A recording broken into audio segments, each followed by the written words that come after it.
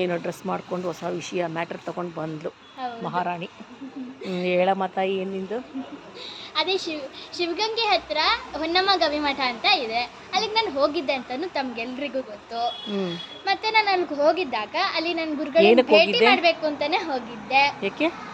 ಅವ್ರ ಆಶೀರ್ವಾದವನ್ನ ಪಡ್ಕೊಂಬರ್ಬೇಕು ಅಂತಂದು. ಹೌದಾ? ಆಕ್ಚುಲಿ ನನ್ನ ಜಾತ್ರಾ ಮಹೋತ್ಸವ ಇತ್ತು, ಆ ಟೈಮಲ್ಲಿ ನನಗೆ ಪರೀಕ್ಷೆ ಇತ್ತು, ಅದರಿಂದ ಹೋಗ್ಲಿಕ್ಕೆ ಆಗಿರ್ಲಿಲ್ಲ. ಅದಕ್ಕೆ ಬೇಸಿಗೆ ರಜದಲ್ಲಿ ಹೋಗಿದ್ದೆ ನಾನು. ಒಳ್ಳೆ ಕೆಲಸ ಮಾಡಿದೆ.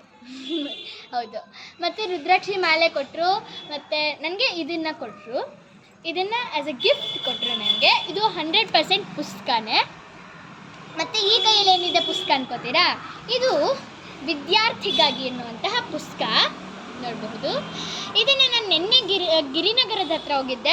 ಒಂದು ಸ್ವಾಮೀಜಿಗಳನ್ನು ಭೇಟಿ ಮಾಡಲಿಕ್ಕೆ, ಶ್ರೀ ರಾಮಕೃಷ್ಣಾಶ್ರಮದ ಸ್ವಾಮೀಜಿ ಚಿತ್ರದುರ್ಗದವರು. ಅವರು ಇಲ್ಲಿಗೆ ಬಂದಿದ್ದರು, ಯಾವುದೋ ಪ್ರೋಗ್ರಾಮ್ ಇತ್ತು ಅಂತಂದು.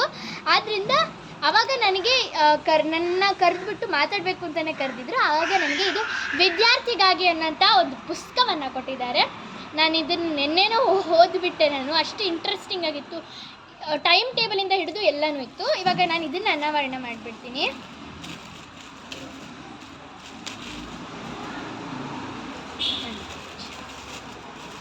ಆಯಿತು.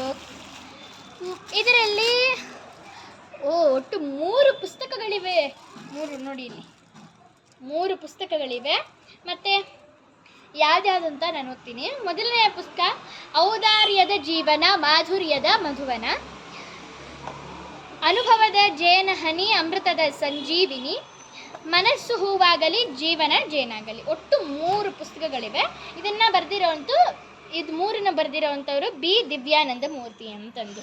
ಎಷ್ಟು ಚೆನ್ನಾಗಿದೆ. ನನಗೆ ಒಂದು ಶೋಕೇಸ್ ಫುಲ್ ಪುಸ್ತಕಗಳಿವೆ. ನಾನು ಎಲ್ಲೆಲ್ಲಿಗೆ ಹೋಗ್ತೀನೋ ಅಲ್ಲಲ್ಲಿ ಅವ್ರು ಕೊಡ್ತಾ ಇರ್ತಾರೆ.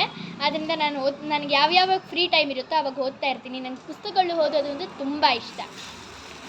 ಇದು ಏನು ಓದಿದ್ಯಾ ನಿನ್ನೆ? ವಿದ್ಯಾರ್ಥಿ ಹೌದು, ಅದೇ ಅಂದೇನಲ್ಲ.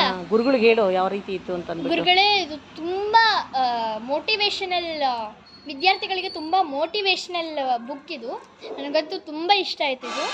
ಇದನ್ನು ನಾನು ಇವಾಗಲೇ ಅನಾವರಣ ಮಾಡಿದ್ದೆ, ಅದರಿಂದ ಇವಾಗಲೇ ಓದಲಿಕ್ಕೆ ಶುರು ಮಾಡೋಕ್ಕೆ ನೋಡ್ತೀನಿ. ಧನ್ಯವಾದಗಳು ಎಲ್ರಿಗೂ.